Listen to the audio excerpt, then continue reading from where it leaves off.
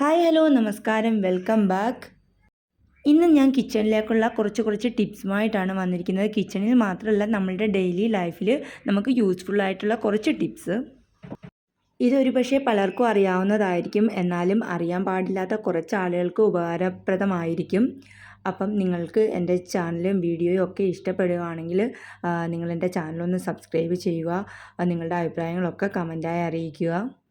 ഇനി നമുക്ക് ടിപ്സ് എന്തൊക്കെയാണെന്ന് നോക്കാം. നമുക്ക് വേഗം തന്നെ വീഡിയോയിലേക്ക് പോകാം.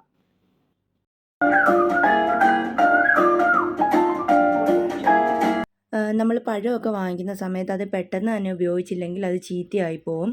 അപ്പം കുറച്ച് ദിവസം കൂടി അത് ഫ്രഷ് ആയിരിക്കാനുള്ളൊരു ടിപ്പാണ് ഇനി പറയാൻ പോകുന്നത്. ബനാനയിൽ അടങ്ങിയിരിക്കുന്ന എത്തിലീൻ ഗ്യാസാണ് അതിനെ ഇങ്ങനെ പഴുക്കാൻ സഹായിക്കുന്നത്. ബനാനയിൽ മാത്രമല്ല എല്ലാ ഫ്രൂട്ട്സിലും അടങ്ങിയിട്ടുണ്ട്.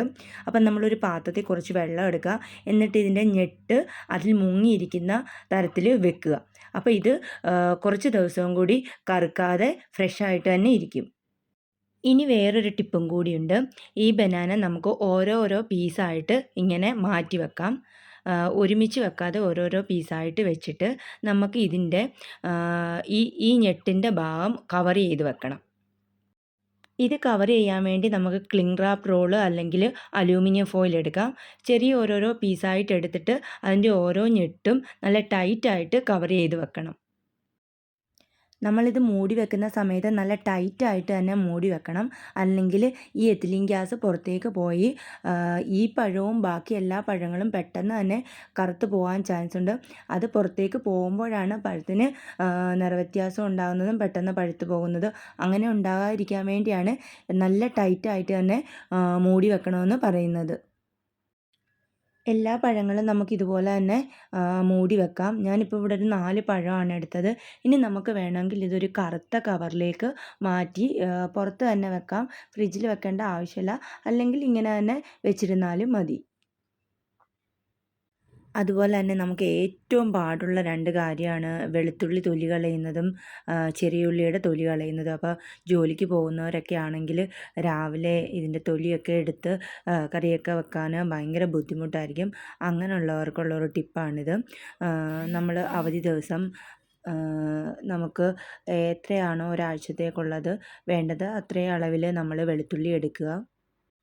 എന്നിട്ട് നമ്മളൊരു പാത്രത്തിൽ കുറച്ച് വെള്ളം എടുത്തിട്ട് ഈ വെളുത്തുള്ളി ആയാലും ചുവന്നുള്ളി ആയാലും നമ്മൾ ഈ വെള്ളത്തിലേക്ക് ഇട്ട് വെക്കുക.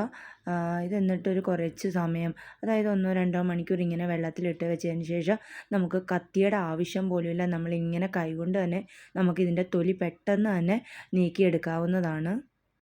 നമുക്കറിയാമല്ലോ ഇപ്പം നമ്മൾ ഒരാഴ്ചത്തേക്ക് എന്തൊക്കെ ഫുഡായിരിക്കും ഉണ്ടാക്കാൻ പോകുന്നതെന്ന് നമുക്കൊരു ഊഹം ഉണ്ടാവുമല്ലോ. ഇപ്പം മീറ്റൊക്കെ കറി വെക്കുന്നതിന് കൂടുതൽ വെളുത്തുള്ളി ആവശ്യമായിട്ട് വരും. അങ്ങനെയാണെങ്കിൽ കുറച്ച് കൂടുതൽ ക്വാണ്ടിറ്റി ഇതുപോലെ എടുത്ത് വെച്ചിട്ടുണ്ടെങ്കിൽ നമുക്ക് രാവിലെ ഓഫീസിൽ പോകുന്ന സമയത്ത് ഇത്രയും ടൈം നമുക്ക് ലാഭിക്കാവുന്നതാണ്.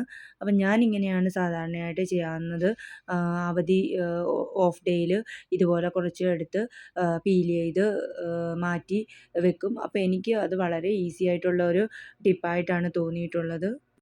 വെളുത്തുള്ളി തൊലി കളയാൻ ഒരുപാട് മാർഗ്ഗങ്ങളുണ്ട്. വെളുത്തുള്ളി ആയാലും ചുവന്നുള്ളി ആയാലും. പക്ഷേ എനിക്ക് ഏറ്റവും ഈസി ആയിട്ട് തോന്നിയിട്ടുള്ളത് ഇതാണ്.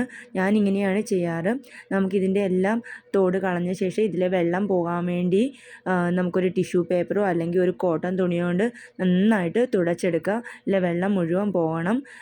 ഇതിലെ വെള്ളം എല്ലാം പോയ ശേഷം നമുക്കിത് വേറൊരു പാത്രത്തിലേക്ക് മാറ്റാം. ഇതുപോലൊരു കുപ്പിയിലോ പാത്രത്തിലേക്കോ മാറ്റിയിട്ട് നമുക്കത് ഫ്രിഡ്ജിൽ സൂക്ഷിച്ച് വെക്കാവുന്നതാണ്. അതുപോലെ തന്നെ പച്ചമുളകും നമുക്ക് കഴുകി വൃത്തിയാക്കി അതിലെ വെള്ളം എല്ലാം കളഞ്ഞ് തോത്തിയെടുത്ത ശേഷം ഇതിൻ്റെ തണ്ട് റിമൂവ് ചെയ്ത് കളയാം. കാരണം തണ്ടിൻ്റെ ഭാഗമാണ് ഏറ്റവും ആദ്യം കേടാകുന്നത്. നമുക്ക് ആദ്യം ആ തണ്ടിൻ്റെ ഭാഗം ഒന്ന് വൃത്തിയാക്കിയെടുക്കാം. മുഴുവൻ പച്ചമുളകിൻ്റെയും ഞെട്ട് ഭാഗം കളഞ്ഞ ശേഷം നമുക്കത് സ്റ്റോർ ചെയ്യാൻ വേണ്ടി ഒരു ചെറിയ പ്ലാസ്റ്റിക് പാത്രം എടുക്കാം. ആദ്യം നമുക്കതിലേക്ക് ഒരു ടിഷ്യൂ പേപ്പർ വെച്ച് കൊടുക്കുക. ടിഷ്യൂ പേപ്പർ വെച്ചതിന് ശേഷം അതിൻ്റെ പുറത്തേക്ക് നമുക്ക് ഈ മുഴുവൻ പച്ചമുളകും ഇട്ട് കൊടുക്കുക. എന്തെങ്കിലും ഇനി വെള്ളമോ എന്തെങ്കിലും ഉണ്ടെങ്കിൽ ഈ ടിഷ്യൂ പേപ്പറിൽ തന്നെ അത് പറ്റും. അല്ലാണ്ട് അതിരുന്ന് പിന്നെ അവിഞ്ഞ് കേടാകുകയില്ല.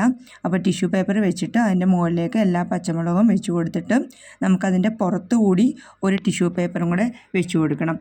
അങ്ങനെ തന്നെ ചെയ്യണം, അല്ലെങ്കിൽ അത് കേടായി പോവും. അതിൻ്റെ പുറത്തുകൂടി ഇതുപോലെ ഒരു ടിഷ്യൂ പേപ്പർ വെച്ചിട്ട് നമുക്ക് അടച്ചു വെക്കാം. നമ്മൾ നേരത്തെ ഇഞ്ചിയും വെളുത്തുള്ളിയൊക്കെ ഫ്രിഡ്ജിൽ സൂക്ഷിച്ച പോലെ ടൈറ്റായിട്ട് അടച്ച് ചെയ്ത് ഇത് നമുക്ക് ഫ്രിഡ്ജിൽ സൂക്ഷിക്കാം, കുറേ നാൾ കേടാകാതിരിക്കും.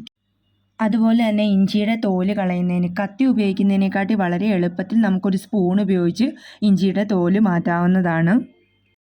നമ്മൾ നേരത്തെ വെളുത്തുള്ളി തോല് കളഞ്ഞതുപോലെ തന്നെ കുറച്ച് കൂടുതൽ ക്വാണ്ടിറ്റിയിൽ ഇഞ്ചി എടുത്ത് വെച്ചാൽ നമുക്കൊരാഴ്ചത്തേക്കൊക്കെ ഉപയോഗിക്കാവുന്നതാണ്. നമ്മൾ കത്തി ഉപയോഗിക്കുന്നതിനെക്കാട്ടി വളരെ എളുപ്പത്തിലാണ് ഈ സ്പൂൺ ഉപയോഗിച്ചിട്ട് നമുക്ക് ചെയ്യാൻ പറ്റുന്നത്. ഇതിൻ്റെ തോലെല്ലാം കളഞ്ഞ് കഴുകി വൃത്തിയാക്കിയ ശേഷം ഇതിലെ ഈർപ്പം മാറ്റി നമുക്ക് തുണി കൊണ്ട് തുടച്ചോ അല്ലെങ്കിൽ ടിഷ്യൂ പേപ്പർ വെച്ചോ തുടച്ചിട്ട് നമ്മൾ നേരത്തെ വെളുത്തുള്ളി എടുത്ത് വെച്ച പാത്രത്തിലേക്ക് ഇതിട്ട് വെച്ചിട്ട് നമുക്ക് അടച്ച് ഫ്രിഡ്ജിൽ സൂക്ഷിക്കാവുന്നതാണ്. മിക്കവാറും എല്ലാവരുടെയൊക്കെ വീട്ടിൽ കർപ്പൂരം ഉണ്ടാവാറുണ്ട്. നമ്മൾ അമ്പലത്തിൽ കൊണ്ടുപോകാനും വീട്ടിൽ വിളക്ക് കത്തിക്കാനും ഒക്കെ ഉപയോഗിക്കാറുണ്ട് കർപ്പൂരം. അപ്പോൾ അതെല്ലാവരുടെയും വീട്ടിൽ എപ്പോഴും ഉണ്ടാകാറുണ്ട്. അത് വെച്ചിട്ട് നമുക്കൊരു ടിപ്പ് ചെയ്യാം. തണുപ്പ് സമയത്ത് നമ്മുടെ കുഞ്ഞുങ്ങൾക്കൊക്കെ കോൾഡ് വരാറില്ലേ? ആ സമയത്ത് നമ്മൾ ഈ കർപ്പൂരം ചൂടാക്കി എണ്ണ തേക്കുന്നത് കുഞ്ഞുങ്ങൾക്ക് നല്ലതാണ്. അതായത് നമ്മൾ കർപ്പൂരം പൊടിച്ചൊരു പാത്രത്തിലാക്കി കുറച്ച് വെളിച്ചെണ്ണ ഒഴിച്ച് ചൂടാക്കിയ ശേഷം തണുത്ത ശേഷം കുഞ്ഞുങ്ങളുടെ നെറ്റിയിലും നെഞ്ചിലും ഒക്കെ തടവി കൊടുക്കുന്നത് ഈ കോൾഡ് മാറാനും ചുമയ്ക്കും ഒക്കെ വളരെ നല്ലതാണ്. ഇത് കുഞ്ഞുങ്ങൾക്ക് മാത്രമല്ല, നമുക്കൊക്കെ തലവേദന വരുന്ന സമയത്ത് ഈ എണ്ണ നെറ്റിയിൽ നന്നായിട്ട് തടവി കൊടുക്കുകയാണെങ്കിൽ തലവേദനയ്ക്ക് നല്ല ആശ്വാസം കിട്ടുന്നതായിരിക്കും. ഈ കർപ്പൂരം ഈ എണ്ണയിൽ കിടന്ന് നന്നായിട്ട് മെൽറ്റ് ആവണം. ഈ പൊടിയെല്ലാം നന്നായിട്ട് ചൂടായി ഇതിൽ മെൽറ്റ് ആവണം. എന്നിട്ട് മാത്രമേ ഫ്ലെയിം ഓഫ് ചെയ്യാൻ പാടുള്ളൂ. നമ്മളിങ്ങനെ എണ്ണ ചൂടാക്കുന്ന സമയത്ത് കിച്ചണിലൊക്കെ നല്ലൊരു സ്മെല്ലാണ് വരുന്നത്. കർപ്പൂരത്തിൻ്റെ ആ എണ്ണയും വെളിച്ചെണ്ണയുടെയും കൂടെ നല്ലൊരു സ്മെല്ല് കിച്ചണിൽ കിട്ടും. ഇത് മുഴുവൻ മെൽറ്റായ ശേഷം നമുക്ക് ഫ്ലെയിം ഓഫ് ചെയ്യാം. തണുത്ത ശേഷം നമുക്കൊരു പാത്രത്തിലേക്ക് മാറ്റി യൂസ് ചെയ്യാം. ഇനി അടുത്തത് ക്ലീനിങ് പർപ്പസിന് വേണ്ടി കർപ്പൂരം എങ്ങനെയാണ് ഉപയോഗിക്കുന്നതെന്ന് നോക്കാം. കുറച്ച് കർപ്പൂരം നമുക്കൊരു പേപ്പറിലേക്ക് ഇട്ട് കൊടുക്കാം. ഇനി നമുക്കത് നന്നായിട്ട് പൊടിച്ചെടുക്കാൻ പറ്റിയ ഈ ചപ്പാത്തിക്കോലോ എന്തെങ്കിലും കൊണ്ട് നമുക്ക് നന്നായിട്ടൊന്ന് ചെറുതായിട്ട് ഇങ്ങനെ ഇടിച്ച് പൊടിച്ച് തരികളൊന്നും ഇല്ലാതെ എടുക്കാം. ഇനി നമുക്കതൊരു സ്പ്രേ ബോർഡിലേക്ക് മാറ്റി കൊടുക്കാം. അല്ലെങ്കിൽ നമുക്ക് വേറൊരു പാത്രത്തിലേക്ക് ഇത് മിക്സ് ചെയ്ത് സ്പ്രേ ബോർഡിലാക്കുന്നതും നല്ലതാണ്. അല്ലെങ്കിൽ ഡയറക്റ്റ് ഇതിനകത്തേക്ക് ഇട്ട് കൊടുക്കാം. ഇനി നമുക്കതിലേക്ക് ചേർക്കാൻ പോകുന്നത് ഒരു 1/4 ടീസ്പൂണോളം ബേക്കിംഗ് സോഡയാണ്. ബേക്കിംഗ് സോഡയും കൂടി ചേർത്ത ശേഷം നമുക്കിനി അതിലേക്ക് മിക്സ് ചെയ്യാൻ വേണ്ടി ആവശ്യത്തിനുള്ള വെള്ളം ഒഴിച്ചു കൊടുക്കാം. വെള്ളം ഒഴിച്ചു കൊടുത്ത് നന്നായിട്ട് കലക്കിയെടുക്കുക. ഇനി ഈ സ്പ്രേ ഉപയോഗിച്ച് നമുക്ക് നമ്മുടെ കിച്ചൻ്റെ കൗണ്ടർ ടോപ്പും ടേബിളും ഒക്കെ തുടയ്ക്കാവുന്നതാണ്. ഈ ഒരു സ്മെല്ല് കാരണം ഈച്ചയോ പാറ്റയോ അങ്ങനത്തുള്ള ജീവികളൊന്നും വരില്ല. അപ്പം നമ്മുടെ കിച്ചൺ ക്ലീൻ ചെയ്യാൻ ഏറ്റവും പറ്റിയൊരു സൊല്യൂഷനാണിത്. അതുപോലെ തന്നെ ചില ദിവസങ്ങളിൽ നമുക്ക് ബ്രേക്ക്ഫാസ്റ്റിന് മുട്ട പുഴുങ്ങിയതും ഏത്തയ്ക്ക പുഴുങ്ങിയതും ഒക്കെ ആയിരിക്കും. അപ്പം നമുക്ക് അത് രണ്ടും കൂടെ എളുപ്പത്തിൽ ഒരുമിച്ച് തന്നെ ചെയ്തെടുക്കാം. നമ്മൾ 2 പ്രാവശ്യമായിട്ട് 2 പാത്രത്തിൽ ചെയ്യേണ്ട ആവശ്യമില്ല. ഇഡ്ഡലി തട്ടിൽ അടിയിൽ മുട്ട വെച്ചിട്ട് അതിൻ്റെ മുകളിൽ സ്റ്റീം ചെയ്യാനുള്ള പാത്രം വെച്ചിട്ട് അതിൻ്റെ മുകളിലേക്ക് നമുക്ക് ബനാന ചെറിയ ചെറിയ പീസസ് ആയിട്ട് ഇട്ട് കൊടുത്താൽ രണ്ടും ഒരുമിച്ച് ഒരേ ടൈമിനുള്ളിൽ തന്നെ നമുക്ക് വേവിച്ചെടുക്കാൻ പറ്റും. ഇത് വളരെ എളുപ്പത്തിൽ ചെയ്തെടുക്കാവുന്നതാണ്. നമ്മളിതുപോലെ പാക്കറ്റിൽ വാങ്ങിക്കുന്ന സാധനങ്ങൾ ബോർഡിലോട്ട് ആക്കുമ്പോൾ എന്തായാലും കുറച്ച് ബാലൻസ് വരാറുണ്ട്. അപ്പം നമ്മൾ ചില സമയത്ത് ഇങ്ങനെ തന്നെ എടുത്ത് വെക്കും.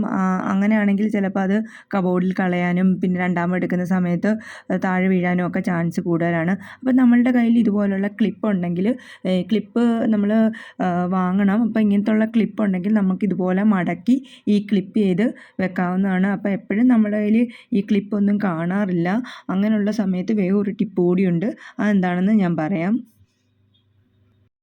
നമ്മുടെ എല്ലാവരുടെയും വീട്ടിൽ എപ്പോഴും ഉണ്ടാകാറുള്ള ഒന്നാണ് റബ്ബർ ബാൻഡ്. നമ്മൾ എന്തെങ്കിലുമൊക്കെ സാധനങ്ങൾ വാങ്ങിക്കുന്ന സമയത്ത് അത് കവർ ചെയ്ത് റബ്ബർ ബാൻഡ് വരാറുണ്ട്.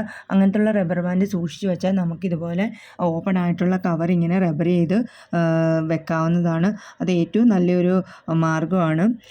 എപ്പോഴും നമ്മുടെ കയ്യിൽ വീട്ടിൽ എന്തായാലും റബ്ബർ ബാൻഡ് ഉണ്ടാവും. അങ്ങനെയുള്ള റബ്ബർ ബാൻഡ് സൂക്ഷിച്ച് വെച്ചിരുന്നാൽ നമുക്ക് ഇതുപോലുള്ള ആവശ്യങ്ങൾക്ക് ഉപയോഗിക്കാവുന്നതാണ്.